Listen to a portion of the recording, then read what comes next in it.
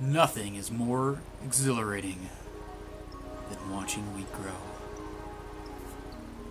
Plus it's raining. Who wants to go outside when it's raining?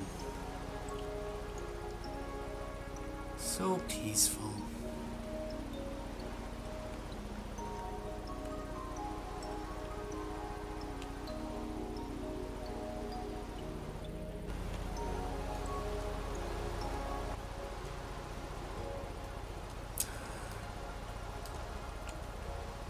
Come on, go away. You can do it. There we go. All right. So, the wheat is still growing so quickly. It's coming along. Now, if someone could tell me how this guy gets down here. I mean, I've got all these fences blocking this off, and somehow he gets down here. Do I have any blocks? No, you're stuck. I mean, there's a fence up there. I have this grass block so they can get back in here. Plus, I don't think he can fit through there anyway. So I don't get it. Unless he's glitching through a wall. You alone? Has your companion left you? Man, you're tall. He must be on the Minecraft server. Alright. Alright, well, while we wait for this to grow, why don't we take a look at this one? This is the sugarcane. I touched on it on the tour. Maybe we can look at it in more detail. So, as I mentioned, it uses MCLastUsername's piston array design. And he's actually recently created a similar thing on his server Let's Play, the native server. Some pretty entertaining guys on that server we're checking out. And let's go see how this thing works. Unfortunately, we gotta go through all these noisy farms. That's right, get out of my way. Okay. So here we are underneath. I actually used to have a pumpkin automated farm up here, where this guy is, but I tore it down because I didn't really like it. But this was the basement for the wiring, so which has since been removed. Alright, so here's where the sugarcane drops down, and we've got ice under there, which is hard to see through water, but it's there. So they drop, they get pushed this way, and they fall down. And then we also have the eggs, oops, that you can see. I just picked one up. And they're currently being diverted to the right into a cactus. Because they produce a lot of eggs. And if you're not picking them up and letting them despawn, they collect quite quickly. So the first time I built that and had it activated, and I went to the pickup location, I filled, I think, 5 double chests full of eggs. So I quickly built in a shut-off switch so that I could stop that, because wow, I don't need that many eggs.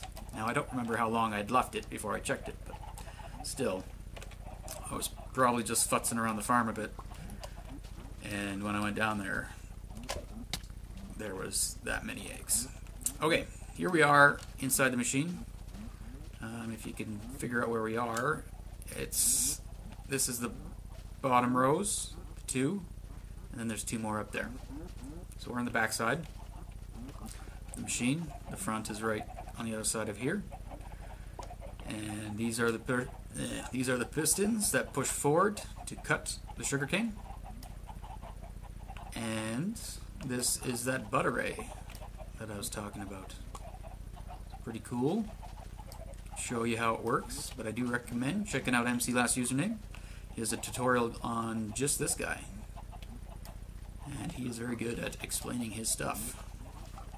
Highly recommend him. Okay, just gonna pause the recording here to check how we're doing so far, and we'll come back and take a look at this thing. See you in a second. Okay, recording seems okay. I've been having trouble where the recording will like hiccup And then all of a sudden it turns my voice into like a robot and incredibly deep and slow. So I'm not sure what's going on there. So yeah, I actually did this recording already once and it did that halfway through. So I'm just going to re-record. Okay, so I can show you quickly how this bud array works and how it's being used in this design. So the way these guys work is they get kind of piston locked.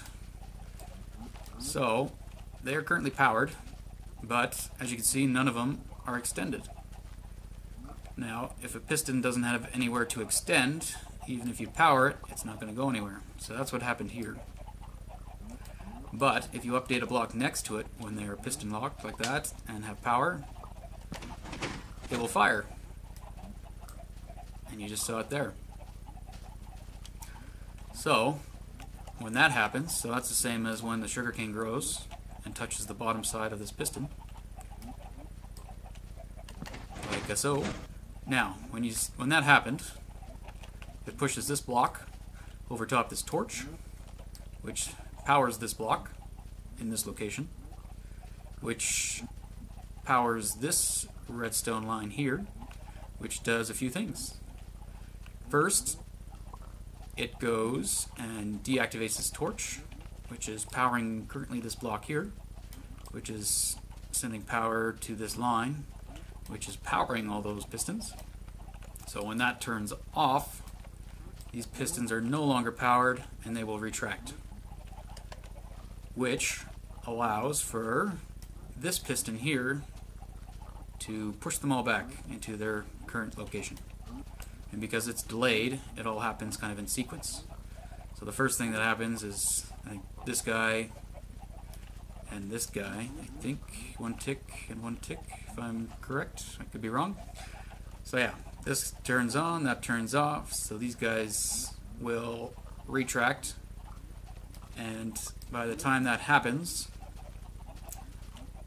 this guy will have not received power yet, but when they are retracted, quickly right after, this guy will push them back into place. In which case, this turns back on, powering these guys up, but because this guy is still blocking this space, so there's nowhere for these guys to actually go, they, oops, trying to get my torches back, they get piston locked again, and it just keeps doing the exact same thing. I don't know if piston lock is the right term, but that's what I'm calling it, so we'll stick with it. So yeah, the only other thing that happens is when this guy gets powered, this repeater pulls that power out, powers this redstone, turns off this torch, turns off this line of redstone, which turns on all these torches, which fires this, all 16 of these guys, which chop the sugarcane. And that is it. That's how that works. So this thing just goes on by itself, slowly collecting the sugarcane and sending it to that unloaded chunk. Works pretty good, but it doesn't actually produce all that much. So when I go down there and there's tons of loot from the mobs and eggs if I have that on, there's usually only like a stack or two of sugarcane compared to like probably the 10 stacks of gunpowder and bones and stuff. So in relative to the mob farm, this thing produces pretty slowly. So that's why I have the manual one outside. And I was doing kind of what Etho was doing, mass producing and selling it to my librarian. It didn't occur to me to do what he did and drop all that paper on the floor. I was just filling my inventory each time and doing the trade, and then filling my inventory again and doing the trade. So once I saw him do that, I was like, oh yeah, that's incredibly obvious. So since then I've been doing that. So I've acquired quite a bit of the emeralds, but I do like how Etho coined them as being like blood emeralds, which is kind of funny. But yeah, I can show you what I've got so far. This is pretty much just from doing paper trades. So I've got a few stacks almost of the blocks. These guys are legit from mining. I think I might just keep them in the ores since I don't really need to convert them. And then I know at least that some of these are legit. So I know they are, if anybody has taken a look at the latest snapshot, you can see they are trying to get rid of that exploit where you can sell and earn yourself a ton of emeralds. And the latest snapshot, they have succeeded. I mean, the overall system, as Etho had put it, is severely broken. I mean,